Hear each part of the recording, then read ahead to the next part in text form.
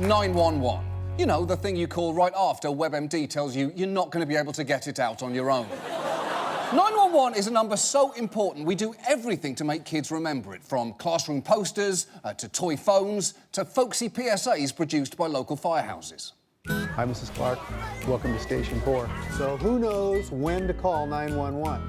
You should call 911 if a person is badly hurt or in danger right now. If you're not sure whether it's a real emergency and there are no adults around, it's a good idea to make the call. Now, that's true, but sometimes you should call even if adults are around. For instance, if someone's dying and the only adult is Matthew McConaughey, maybe don't leave the decision to him. Oh, you're bleeding out there, horse? All right, tell you what to do. Let's get some bongo drums and a bit of herbal love and tell that open wound to come together, hombre. We got it done. We make roughly 240 million 911 calls each year, and the dispatchers do amazing work talking people through childbirth, CPR, abductions, and home break-ins. In fact, we're so accustomed to relying on them, we even call when we don't have an emergency. 911, where's your emergency? I'm sorry, but the fireworks still on. I'm sorry, you cannot call 911 for that. Thank you. You're welcome. I think I'm having an overdose at the store with my wife. We made brownies, and I think we're dead. Time is going by really, really slow. Oh, yes, I'm calling because I have a baby lizard in my house, and he crawled in my printer. The baby crawled in your printer? No, a baby lizard. Oh, a lizard. Where is your emergency? I'm on the door. That's a little boy named Richie. I'm done. You're done? Potty. Oh, you're done potty? Okay. Now, I know that sounds adorable, but that kid may have caused such a mess in that bathroom, he had to call 911. Yeah, this is Richie. You guys have some sort of emergency clean-up crew you can send out, because I am done going potty. We have a lot of faith in 911, but the system can break down more than you think, and when it does, people can die as a result. Chanel Anderson was delivering newspapers in the dark in suburban Atlanta when she careened into this pond. She knew right where she was. The fairway in Batesville. Batesville and what? The fairway is the street, ma'am. Fairway, I don't have that. But 911 dispatchers can't find her on their map. It took first responders nearly 20 minutes to get to her. She died because a system we expect to save our lives failed her. And 911 losing valuable time simply because dispatchers have trouble determining your location is not unusual. The FCC estimates improving location accuracy could save over 10,000 lives a year, which seems like a worthwhile goal. People making emergency calls are on the very short list of things we expect to be found 100% of the time. It's that, the clitoris, and Nemo. He's not a bad fish. He's not a bad fish, he's just curious and he's capable of more than you think. And the obstacles for 911 centres don't stop there. Depending on where you live, they may also be underfunded, understaffed and full of outdated technology, which is fine if you're describing a Radio Shack, but it's a little scary when you're describing a place that handles life and death situations. So tonight, let's focus on how on earth we got to this point. Now, the location problems have a lot to do with the fact that 70 to 80% of all 911 calls now come from cell phones. And that's become a problem. When everyone used landlines, they could simply match the call to your billing address and know exactly where you were. But now, you could be anywhere, unless, of course, you have AT&T, because then you can only get reception standing on a chair right by your living room window, as long as it's not cloudy. And while 911 centres do get some location info from wireless carriers, it varies wildly. Sometimes they might only get the cell tower your call was routed through. And that's why, around the country, your chance of them quickly getting your exact whereabouts ranges from as low as 10% to as high as 95%. Just watch one reporter put a dispatch centre in Virginia to the test.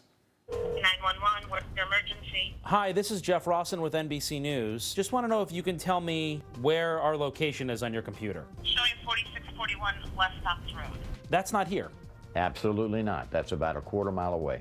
And we're standing in the actual 911 center. That's it right down there.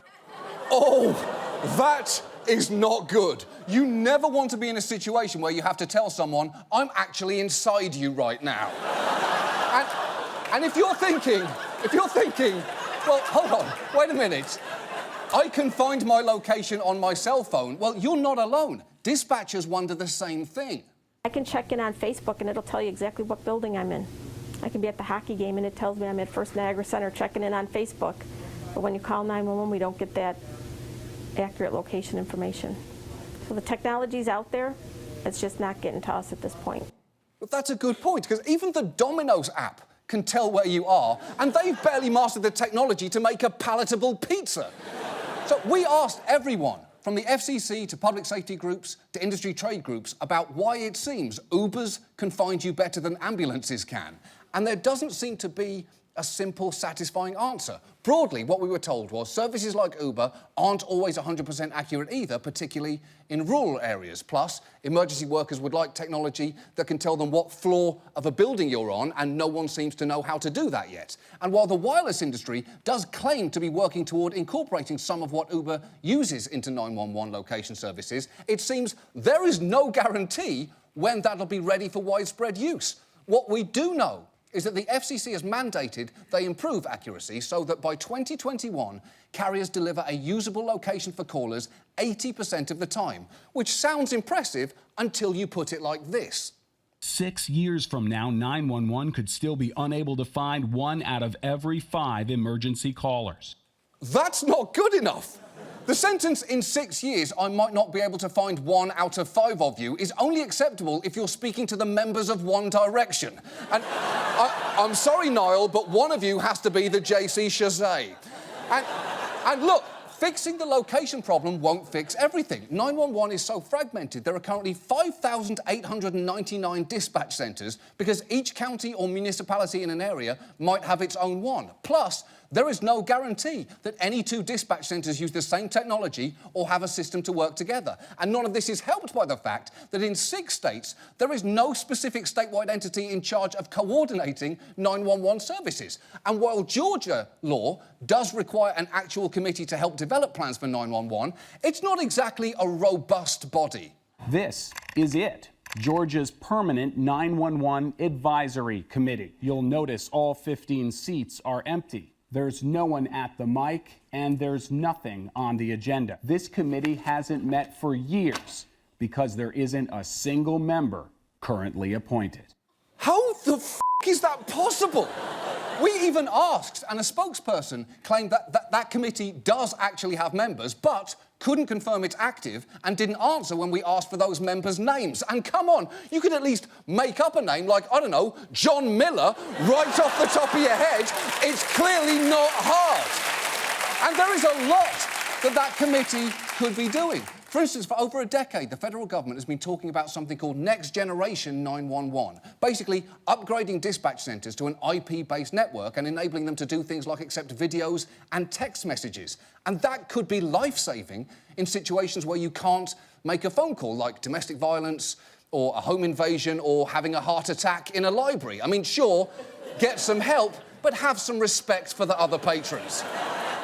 But as of right now, no state has fully implemented Next Gen 911, which makes no sense. This would make everything so much easier for the dispatchers whose jobs are frankly hard enough already. Some days, depending upon the outcome, it's good. Other days, not. Sometimes you really don't know the outcome. And you go home at night and you wonder, is it something I could have done that would have prevented maybe this person from dying or this person from getting hurt? And then there are other times when you might save a life, that you go home and you pat yourself on the back, you're driving home and you cut the music up and you're saying to yourself, wow, I did something really good. OK, I mean, that is a wider extreme than most of us experience in our daily jobs. For me, the difference between a good day and a bad day is whether there's hazelnut creamer in the break room or whether Janice from accounting drank it all again. God damn it, Janice! That's not even milk! That's disgusting! And that level of stress, combined with funding shortages, has caused dispatch centres to be understaffed. In fact, right now, go to Google, put in understaffed 911 dispatch and your town, and see what comes up. Because in many places, it will be headlines like these. It seems 911 staffing problems are one of those things a ridiculous number of cities have, like a Chinatown or a statue of someone racist. And if your local dispatch centre is understaffed, then when you call, the first voice you hear may be this. You have reached Memphis 911 emergency. All operators are busy, so please remain on the line. You have reached the Cincinnati 911 Center. Your call will be answered as soon as possible. You have reached New Hanover County 911. We are currently experiencing high volumes of emergency calls. You have reached 911 emergency dispatch. Do not hang up. If in danger, lay down the phone and go to safety. Go to safety. Why didn't I think of that? Here I am in danger when really I could simply be going to safety. I shouldn't have wasted your time by calling in the first place. And some of that call volume is on us. The ubiquity of cell phones means if 50 people see a fire, 911 might get 50 calls. And that's on top of an even bigger strain on the system. Approximately 84 million 911 calls a year nationwide are butt dials. One person even butt dialed 911 136 times. When you receive a call and it's from, as we call the butt dial, there's really not a whole lot you can do. When I tell them that butt dial them, they always sound kind of aggravated. I mean, it's kind of a waste of their time, you know? Like, okay, make sure you don't call again. Okay. Honestly, I'm willing to bet that guy hears the same response from just about anyone he dials by accident or on purpose.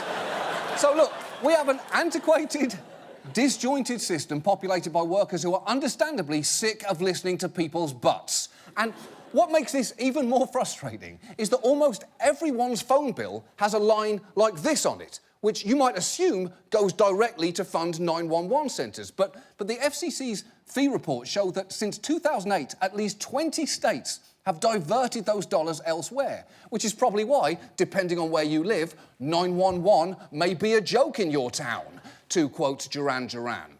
I mean, I know it's a Public Enemy song, but did you know that Duran Duran covered it?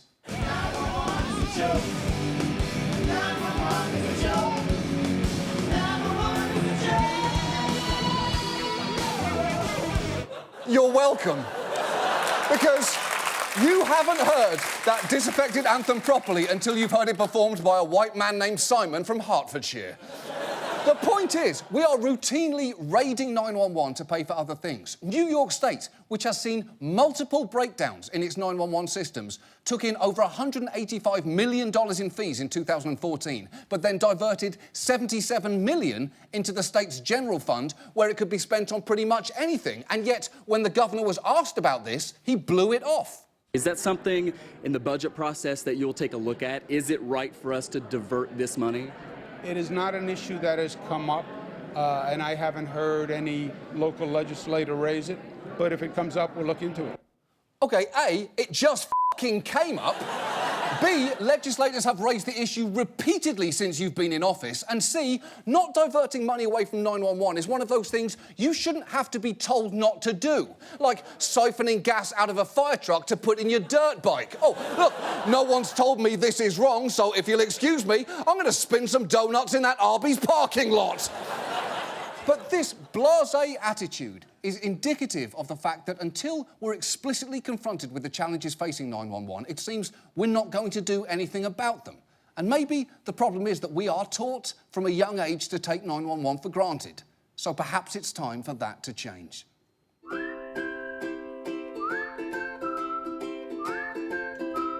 So, you should call 911 if a person is badly hurt or in danger. Any questions? Yeah. So, if I call 911, you'll come and help me?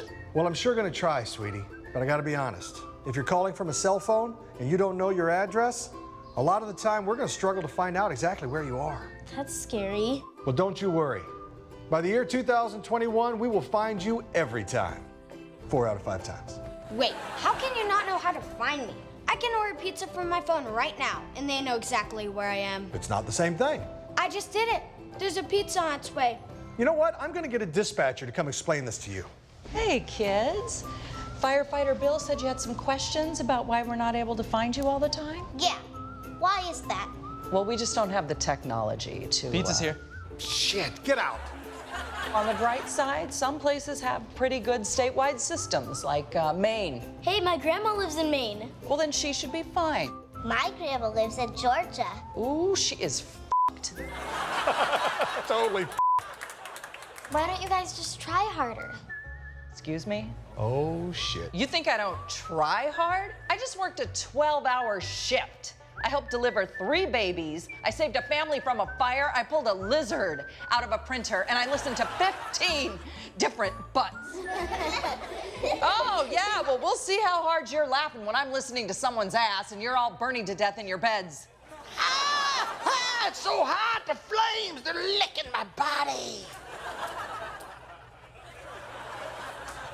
Okay, who wants to pet a Dalmatian? 911. We'll be there when you need us. Some restrictions apply. Availability may be limited. Offer not guaranteed in all states. Actual response time may vary. Contact a medical professional if you experience a wait time longer than 4 hours.